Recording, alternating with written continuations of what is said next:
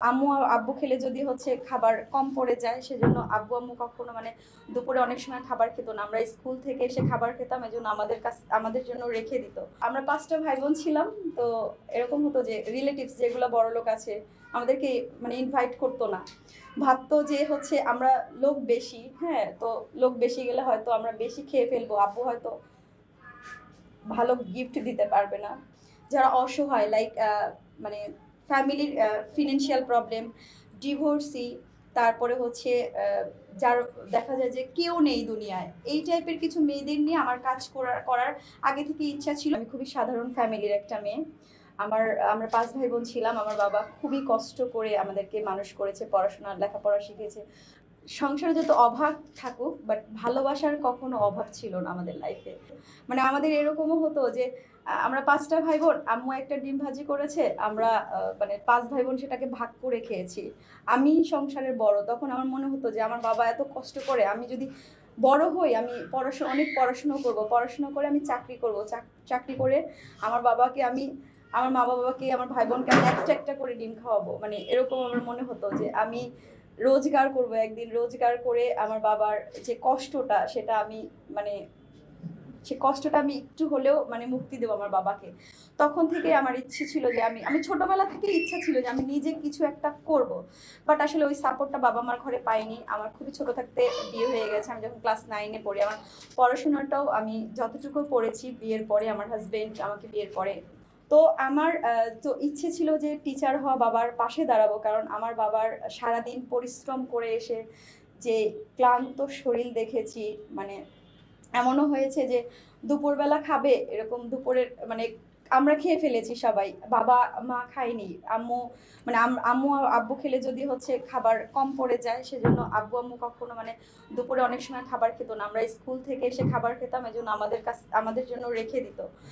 আর ওই আমার আমার তখনই মনে হতো যে আমার বাবা আজকে না খেয়ে আমাকে খাইয়েছে, আমি একদিন এরকম হব যে আমার বাবাকে আমি মা বাবাকে এত কিছু দিব, এত কিছু যে ভরে রাখবো, যেন এই কষ্টটা তারা কখনোই মনে না রাখে। তো আমি এখন ট্রাই করি আমার বাবা মার পাশে দাঁড়ানোর, পাশে থাকার। আমি হচ্ছে একজন beauty expert, hair expert and trainer. আর আমি হচ্ছে বিভিন্ন কোর্স করিয়ে থাকি। আমি দেশ ও দেশের বাইরে বিভিন্ন জায়গায় কোর্স করে এসেছি, ট্রেনিং নিয়েছি এবং সরকারি সার্টিফাইড হচ্ছে বিউটিশিয়ান আমি। হ্যাঁ, তো আমি আমার কাজ হচ্ছে, যেহেতু আমি শুরু থেকেই আমার এক এক এই সেক্টরটা, কেউ মেকআপ সেক্টরে যায়, কেউ হচ্ছে হেয়ার সেক্টরে যায়। তো বাংলাদেশে আমার মনে হয়েছে কি যে আমার সবসময় একটু ডিফারেন্ট কিছু করতে ভালো লাগে। যেমন মেকআপ আর্টিস্ট প্রচুর ঘরে ঘরে, তো আমার মনে হয়েছে হেয়ার আর্টিস্টটা খুবই কম। একজন হেয়ার এক্সপার্ট হিসেবে আমি নিজেকে তৈরি করব। তো সেক্ষেত্রে আমি হেয়ারের উপরে বেশি ফোকাস দিই। যেমন যেখানে আমার হাজব্যান্ড আমাকে প্রচুর ঘুরতে নিয়ে যায় দেশের বাইরে, তো দেশের বাইরে আমি যেখানেই গিয়েছি, সিঙ্গাপুর, মালয়েশিয়া, ইন্দোনেশিয়া, যেখানে গিয়েছি আমি একটা করে 2টা করে হেয়ারের কোর্স করেছি। থাইল্যান্ডে। তো এগুলো কোর্স করে এসে তারপরে যখন আমার মনে হলো যে না, আমি আরও 10 জনকে শিখাতে পারবো। তো আমার শুরু থেকেই একটা আমার ছোটবেলা থেকেই একটা থিওরি ছিল যে যেহেতু সবাই কিন্তু টাকার জন্য কিন্তু অনেকে অনেক কিছু করতে পারে না, আগাতে পারে না, আগে বাড়াতে পারে না।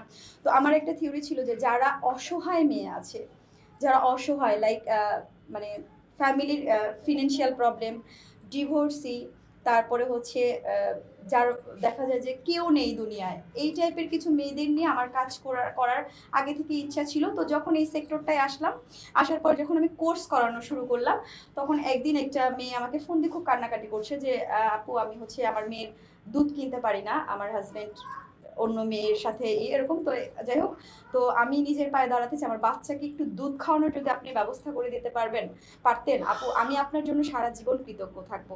আপনি আমাকে যদি কাজটা শিখাইতেন। তখন আমার মনে হলো যে আসলে আমরা তো কাজ শিখাই না, ঠিক আছে তুমি আসো। তখন ওই মেয়েটা থেকেই মূলত আমি কোর্সটা হচ্ছে শুরু করি। তো ওই মেয়েটা এখন আমার পার্লারেই জব করে এবং ভালো স্যালারিতে জব করে। 6,000 টাকা স্যালারিতে এসে বর্তমানে 30,000 টাকা স্যালারি পাচ্ছে।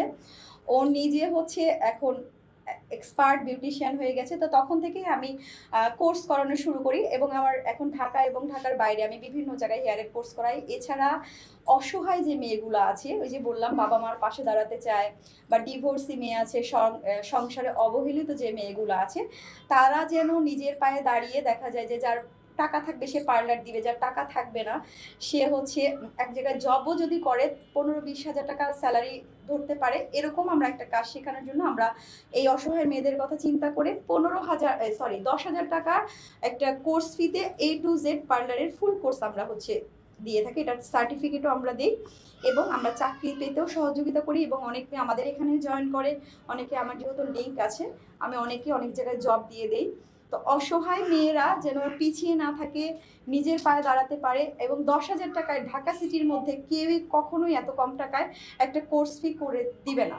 কারণ আমি নিজে বাংলাদেশের মধ্যে কোর্স করেছি 1 ডে 2 ডে 1 লাখ 1.5 লাখ এরকম টাকা দিয়ে হচ্ছে কোর্স করেছি। ফুল কোর্স 50,000 1 লাখ এরকম, তাও মানে সেরকমভাবে কাজ শেখায় না। বাট আমরা হাতে ধরে A to Z আমাদের ট্রেনার যে ইটা আছে, টিমটা আছে, এটা আমরা 16 জন কাজ করি, যেটাতে হচ্ছে আমরা বিভিন্ন আমাদের এখান থেকে প্রায় 200-300 মেয়ে অলমোস্ট বিউটিফিকেশনের সার্টিফিকেট নিয়ে বের হয়ে গেছে। এবং ম্যাক্সিমামে বিলিভ করেন ম্যাক্সিমামে হচ্ছে অসহায় মেয়ে।